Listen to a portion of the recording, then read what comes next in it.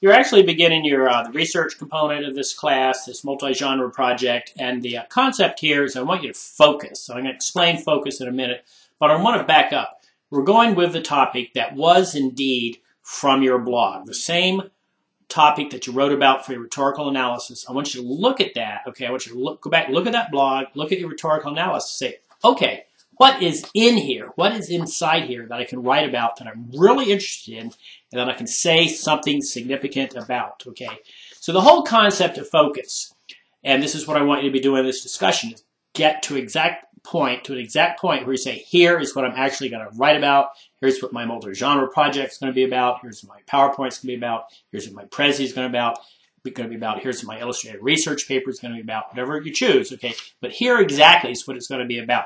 So the whole concept of focus is good writing, good critical thinking is always about good detail. Too often in life, too often in writing, we might just kind of take this broad stroke because it's easy to fill things up with all these vague generalities. That doesn't tell anybody anything worth knowing, okay? So our goal here is to take a small project, a small component of your blog, small component of your rhetorical analysis, and write well about it. And this means using lots of detail, lots of examples, getting some good research, some good artifacts, some things in there that when you show these to a viewer, show these to readers, say, ah, this is cool, okay? So, for example, we're trying to get something worth saying. Say your blog is about sports. Okay, well, yeah, way too many sports to write about, whatever. And what's meaningful about sports? You know, we all enjoy sports. They're all lovely, blah, blah, blah.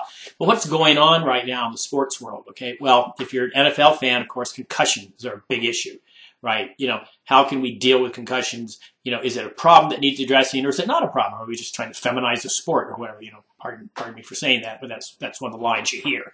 Okay, or are concussions serious? You know, do we owe something to the players? So there's lots of research out there. You can show pictures, you can do YouTube videos, you can have a lot of fun if you focus. Okay, same way going back to sports, college sports. All right, be it volleyball, tennis, football, basketball. Is this whole concept of taking NCAA sports and paying the athletes. All right, what about that? You know, what does that mean? Should we do that? And I'm not talking about morally or ethically here. I'm saying, what does it actually mean? Should we actually do that? So if you have a sports blog or sports analysis here, or sports rhetorical analysis, I'm giving you some ideas, all right? Say you did something about cooking. Say your blog was a cooking blog. You know, isn't that cool? All right, you know, I love cooking, all right? Well, we could do something about healthy eating. We could focus down, or you could, you know, take some specific recipes and show how they work, show why they work, show why they're healthy. But you could do something more focused, something on healthy eating. You know, it could be vegetarianism, veganism, or it could just be healthy meat dishes, all right? You know, you can have a good time with meat, too, okay? Don't give up. Music. I've seen a lot of music blogs, all right? You could do something about how to play guitar.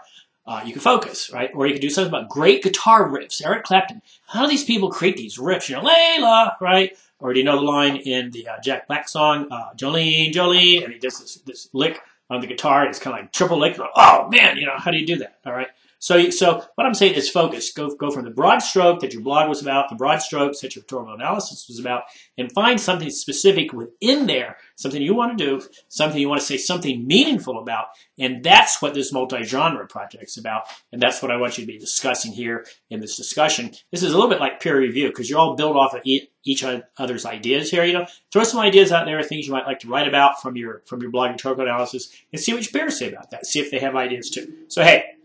If you act on long enough, I do want to share this concept. You know, some of you have been in my J210 class or will be, and you know, you look at a photograph, you take this picture, you know, this broad, lovely landscape. There's a barn in it, and there's some trees in it, and there's some rocks in it, some clouds in it. Well, that's great. It could be a very beautiful picture, right? But what if you actually got right up close to the barn and took some really in-tight pictures of the barn? Did that say something more meaningful, maybe? You know, I don't know, for example. That's the concept of focus. You get closer and closer and closer. And in writing, it's just critical. It's really critical to get the detail, to talk about the grain of the wood, so to speak, not stand so far back that you're just talking about the sky and the clouds and the trees and this little barn in the background. Get right up close, write in detail, give examples. So, hey, hope that's been a little helpful.